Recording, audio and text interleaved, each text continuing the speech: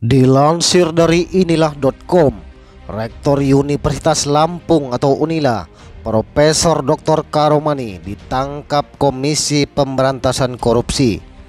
Penangkapan ini terkait dugaan korupsi suap penerimaan mahasiswa baru jalur mandiri di Universitas Negeri tersebut. Ini kembali menjadi bukti korupsi tidak pandang bulu, juga merasuki orang-orang pandai bahkan bergelar profesor doktor. Profesor Karomani dikabarkan menerima suap senilai 2 miliar terkait dugaan korupsi suap penerimaan mahasiswa baru jalur mandiri di Universitas Negeri Lampung tersebut, kata PLT juru bicara KPK Ali Fikri kepada wartawan Sabtu 20 Agustus 2022.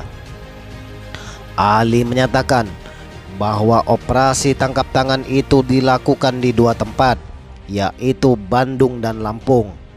Dia menyatakan penyidik KPK menangkap 7 orang. Tim KPK sejauh ini mengamankan sekitar 7 orang di Bandung dan Lampung, termasuk rektor dan pejabat kampus dimaksud, kata Ali. Profesor Karomani menjabat sebagai rektor di Unila sejak tahun 2020. Dia sebelumnya menjabat sebagai wakil rektor bidang kemahasiswaan dan alumni. Karomani juga tercatat sebagai guru besar jurusan Ilmu Komunikasi FISIP Unila. Rektor kelahiran Pandeglang 30 Desember 1961 itu selama ini juga ikut menyuarakan anti korupsi. Ia juga menjabat Ketua Forum Rektor Penguat Karakter Bangsa pada Maret 2022 lalu.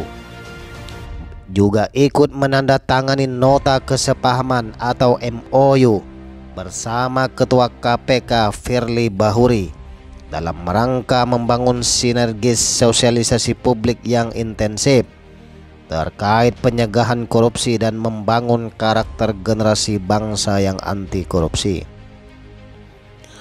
Pada sambutannya kala itu, ia menyebut saat ini Indonesia masih memiliki PR besar dalam pemberantasan korupsi. Tentu sangat tidak bijaksana jika membebankan permasalahan ini semata-mata hanya pada KPK, karena korupsi menjadi urusan nasional, ucap Karomani kala itu. Maka harus ada gerakan nasional untuk mencegah dan memberantasnya, termasuk dari kalangan kampus melalui pendidikan anti korupsi, kampanye anti korupsi, seminar dan bentuk lainnya, ujar Profesor Karomani saat itu. Penangkapan para pendidik di perguruan tinggi ini bukan kali ini saja terjadi, tetapi ini sebelumnya pernah terjadi. Ini menjadi perhatian, mengingat para pengajar alias dosen ini seharusnya juga memiliki tanggung jawab untuk ikut menanamkan sikap anti korupsi kepada para mahasiswanya. Apalagi berdasarkan data Transparansi Internasional, Indeks Persepsi Korupsi IPK Indonesia saat ini berada di peringkat 96 dari 180 negara dengan skor 38 yang masih jauh di bawah rata-rata IPK global, yakni 43. Sehingga menjadi tugas bersama melakukan pencegahan korupsi dan membangun karakter generasi bangsa, terutama pelajar dan mahasiswa. Penangkapan koruptor ini kembali memunculkan pertanyaan, mengapa orang pintar bahkan dosen bergelar doktor profesor dan orang-orang kaya masih melakukan korupsi? Kalau pertanyaannya mengapa orang bodoh korupsi, mungkin bisa masuk akal, mengingat pengetahuan mereka tentang konsekuensi hukum dari korupsi masih kurang. Atau orang miskin melakukan korupsi mungkin bisa kita tahu penyebabnya, karena memang kekurangan harta. Ada jenis orang yang mencuri atau korupsi bukan karena dia tidak punya sesuatu atau bukan karena membutuhkan sesuatu. Kebutuhannya sesungguhnya telah terpenuhi.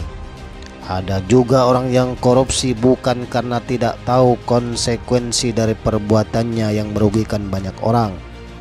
Malahan ia mungkin lebih tahu dari yang lain. Orang kaya atau orang pintar yang masih mencuri dan pejabat bergaji tinggi yang melakukan korupsi itu bukan karena kebodohannya, kekurangan makan dan minum, melainkan karena kegelisahan batinnya, kegalauannya, ketakutannya tentang masa kini dan masa depannya yang lebih besar dibandingkan dengan kebutuhannya. Menarik untuk dikutip pernyataan almarhum Profesor Kiai Haji Ahmad Imam Mawardi, ulama sekaligus guru besar di Jawa Timur.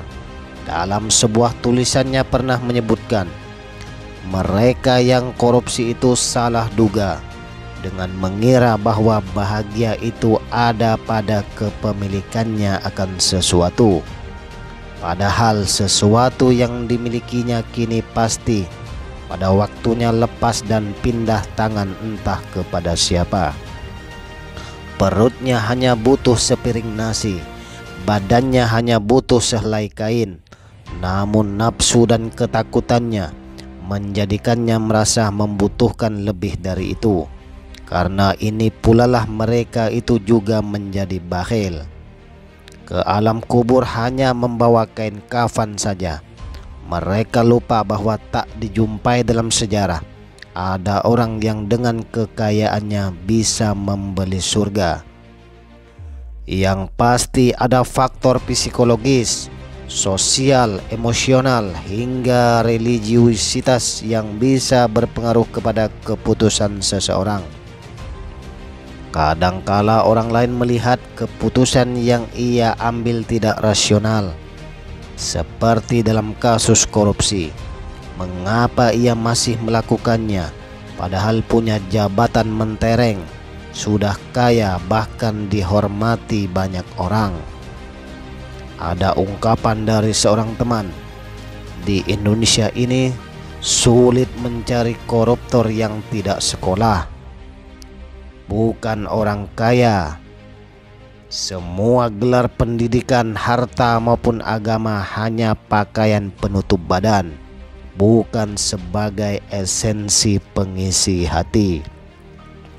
Baik sobat PC sekalian, itulah berita tentang penangkapan Rektor Unila yang saya kutip dari inilah.com.